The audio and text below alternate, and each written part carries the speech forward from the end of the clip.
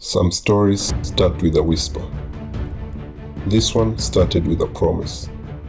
Invest in yourself. Put you first. For thousands, it sounded like an answer. A chance to own land, build a home, and secure a future. For others, it would become a cautionary tale about faith, trust, and how property and people's livelihoods can be swallowed in a chain of deals, transfers, and contested signatures. This is the story of a land deal that swelled into a 10 billion shillings dispute. It is a story of legal fights, thousands of buyers left in limbo, and a country left watching as institutions and reputations collided. In this episode, we'll walk the paper trail and try to answer a simple but devastating question. Who really owned this land, and who, in the end, paid the cost?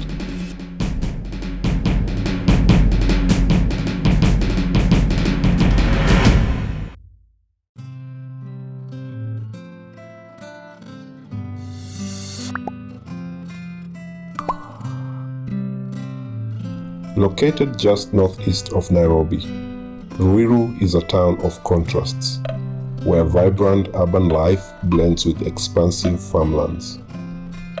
Once dotted with coffee estates and open fields, the area has gradually transformed into a hub of residential developments, small businesses, and highway traffic. Its roads hum with matatus, motorbikes, and other chatter of daily life. But beneath the surface lies a history of land disputes, shifting ownership, and hidden fortunes. Ruiru is more than a dot on the map.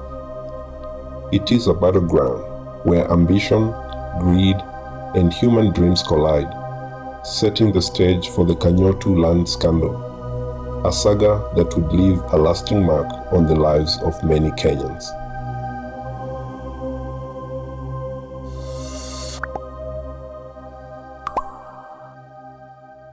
James Kanyotu was a man who could spot threats before anyone else even sensed danger. Serving as Kenya's longest-running spy master from 1965 to 1991, he led the Directorate of Security Intelligence under President Daniel Arap Moi. Kanyotu met Kamlesh Patni in a supermarket aisle in Nairobi. I was there and Kanyotu was there. I invited him. I said, my office is just up here, and he liked Indian tea. He was very fond of the masala tea. It seemed like an ordinary encounter, yet it would carry consequences years later. Beyond his intelligence work, Kanyotu amassed significant wealth, including vast tracts of land like the Kangaita Coffee Estate in Ruiru. To those who knew him, he was disciplined, calculating, and fiercely protective of his family's future. Kanyotu's control over Kangaita Coffee Estate Limited was nearly absolute. He held 4,995 shares out of a total of 5,000 shares, a 99.9% ownership stake in the company. That level of control meant nearly everything lay in his hands. The same traits that made him formidable in life ignited a protracted battle about his legacy. His multiple wives and children inherited not just his name, but also his complex and contentious estate. Who would manage it? Who had the authority to sign for the estate? In 2008, the family went to court to seek answers, and during those proceedings, the High Court issued a clear order. No dealings with the Kangaita land while succession remained unsolved. In other words, the land was effectively frozen. No selling, no transferring, no touching, until the court determined who rightfully held control.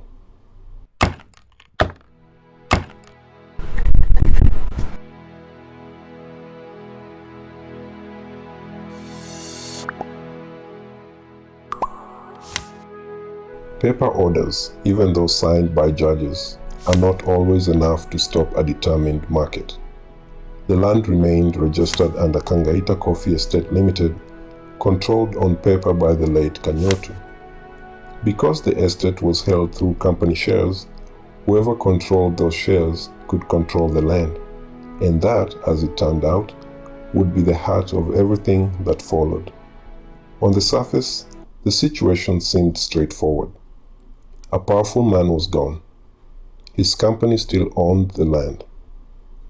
His heirs stood ready to defend their inheritance, and a legal injunction set like a red flag on the property ledger, a warning to anyone tempted to touch it. But beneath the calm, paper began to move. Around 2010, just 2 years after the succession case was filed, mysterious activity began around the company's shareholding. By 2011, a company called Trendsetters Investments Limited claimed to have bought most, if not all, of Kangaita Coffee Estate Limited. Who were the people behind Trendsetters? That remains a mystery. No one publicly claimed responsibility, leaving only company filings, addresses, and a list of directors to trace. A year later, in 2012, Marriott Africa International Limited appeared as the new buyer, claiming to have purchased the same land from Trendsetters for 750 million shillings plus stamp duty. Paperwork was filed, payments were made, and there was one burning question. How could anyone acquire legal title when the law said, do nothing? The heirs went back to court and filed motions demanding proof of signatures, consents, and title documents. Meanwhile, another actor entered the scene, Ukombozi Holdings Limited. The company began advertising plots under the name Ruiru Imani Estate. Your own plot, title deed assured, payments in installments. For many, it felt like a blessing, an answer from God Himself, because Ukombozi Holdings Limited was owned by Deliverance Church. By 2013, Ruiru was transforming. What had once been sleepy farmland was now a growing patchwork of walls, plots, and dreams. New buyers flooded in. Young families, Kenyans from the diaspora, church members, all told they were purchasing plots in the Imani estate, the estate of faith. The deals looked clean, simple payment plans, church banners hanging in sales offices. Every document stamped with the name Ukombozi Holdings Limited, Deliverance through Investment. Why would anyone question it? It was a church, not a land cartel. At the helm stood familiar figures: Bishop Mark Kariuki, the presiding bishop of Deliverance Churches, and Bishop John Masinde, senior leader of the Umoja branch. To congregants, these were men of God, not land dealers.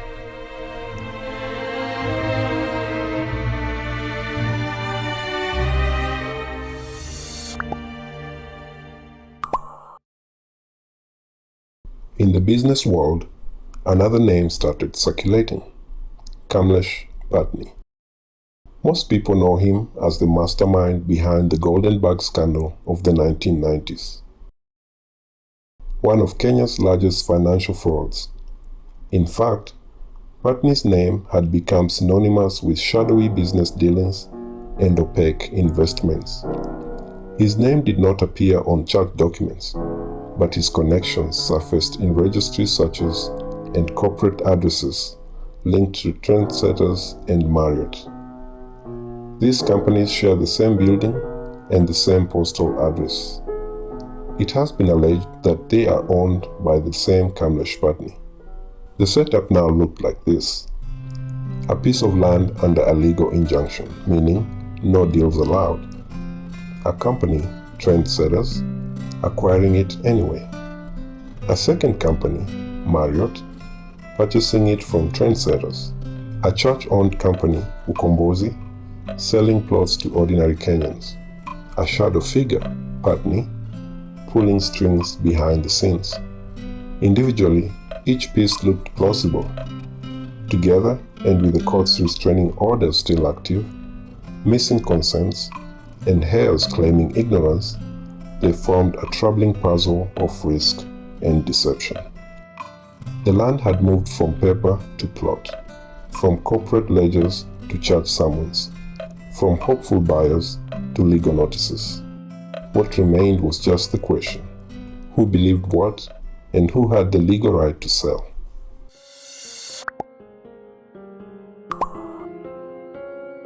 As buyers fenced their newly purchased plots, and others were building and moving into their homes, the Kanyotu family was fighting a different war in the corridors of the High Court.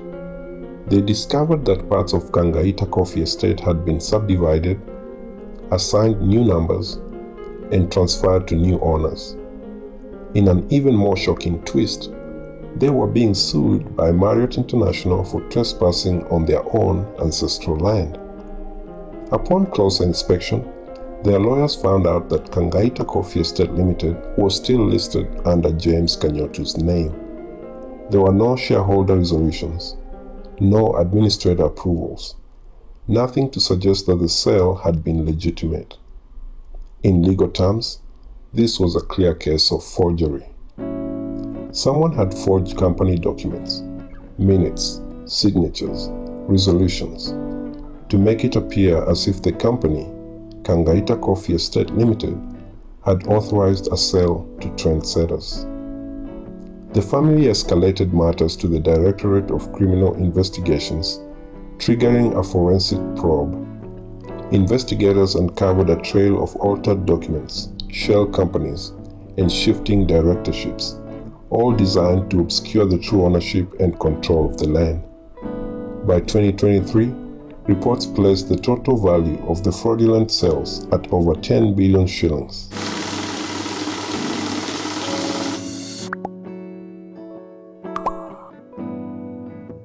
By 2025, the truth had been pieced together. Justice Mboya of the Environment and Land Court delivered a landmark ruling. It is crystal clear that by the time the sale agreement of February 19, 2012 was executed, the sale of the suit property was prohibited by lawful and valid court orders. The court declared all transfers from Kangaita Coffee Estate Limited to Trendsetters, to Marriott, and finally to Ukombozi Holdings Limited were illegal and fraudulent. Earlier rulings by Justices Maraga, Kimaru, and Dulu had each reinforced that no dealings could occur with any company where Kanyotu was majority shareholder. The court cited signatures and fake consent letters from the Ruiru Land Control Board. There were also allegations of payments made to family members years after the purported sales. Why would a company make extra payments to the family members if it had already purchased the land? Red flags of manipulation. Trendsetters, the court found, had been fully aware that the property had legal issues, yet proceeded, even attempting firefighting settlements to cover up the fraud. Additionally, Marriott's majority owner was a foreign national. Under Article 65 of Kenya's Constitution, foreign nationals are only allowed to lease, but not own land. This makes Marriott's title unconstitutional. The court issued a sweeping order. All fraudulent titles were to be cancelled. The land was to be restored to the rightful heirs of James Kanyotu. The land registers were to be reverted to the pre-2008 status.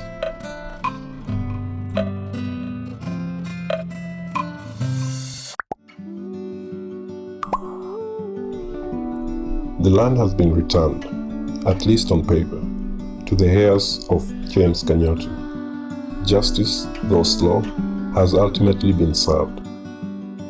But for the thousands of buyers who are caught in the crossfire, the pain is far from over. Their titles, once seen as a symbol of security, have been ruled fraudulent and legally void.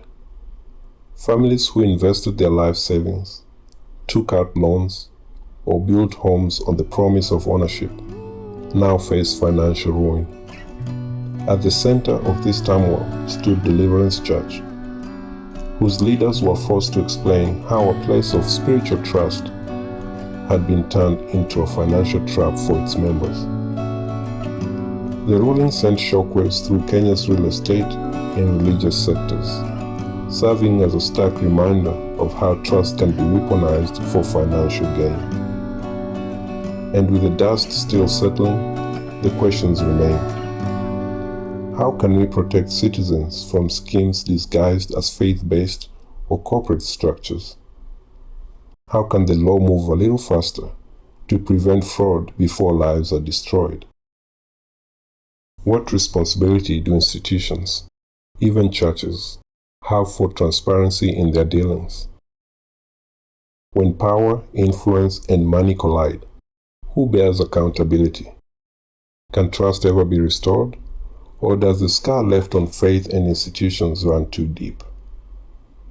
The Ruiru land saga is not just a tale of fraud. It is a mirror reflecting Kenya's deeper vulnerabilities in governance, trust, and justice. During President Moi's regime, vast pieces of land were acquired illegally.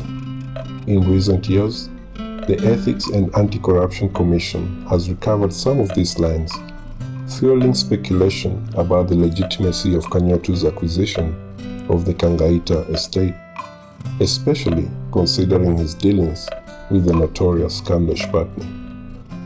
Many senior government officials became rich in office, owning large tracts of land and property, mainly unexplained. Financially, though, it is the Golden Bug scandal that was the major highlight of Moi's presidency. It was in the early 1990s when businessman Kamlesh Patni is claimed to have formed a company alongside former spy chief James Kanyotu, calling the company Golden Bug International Limited. President Kibaki, upon assuming office, formed a judicial commission of inquiry chaired by former judge Samuel Bosire. Justice Bosire recommended investigation and consideration for prosecution of 4 persons and an entity, including the former president Daniel Moi. That was never done. The commission also recommended prosecution of 14 individuals, including businessman Kamlesh Patni, former Vice President and Finance Minister Professor George Saitoti, former Treasury PS Wilfred Koinange, former Spy Chief James Kanyotu, Elfas Riongo, who served as CBK Deputy Governor. All the 5 but Patni died before conclusion of their cases. James Kanyotu had a thirst for properties and money. As I've said elsewhere in some of these steps, that Kanyotu and Moi connived to place Stephen Mureithi in detention so that they grab his money, his properties. There's a company that they used to run that was owned by the 3. So when Stephen Mureithi was in detention, they grabbed his shares. Meanwhile, the succession case that triggered all of this remains unresolved 17 years later.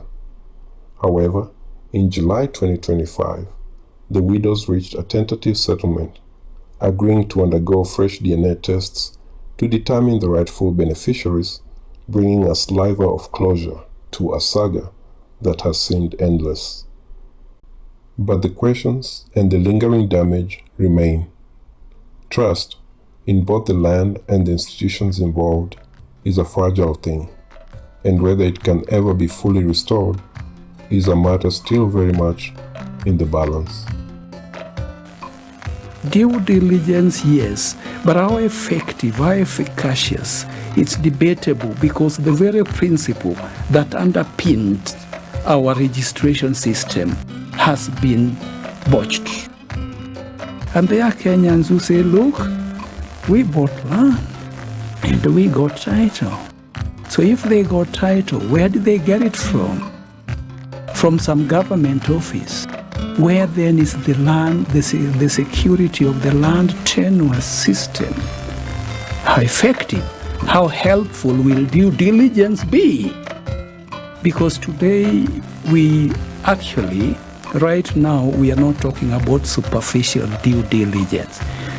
There is yet another concept that has come forth, which is very critical. That is not enough to do due diligence.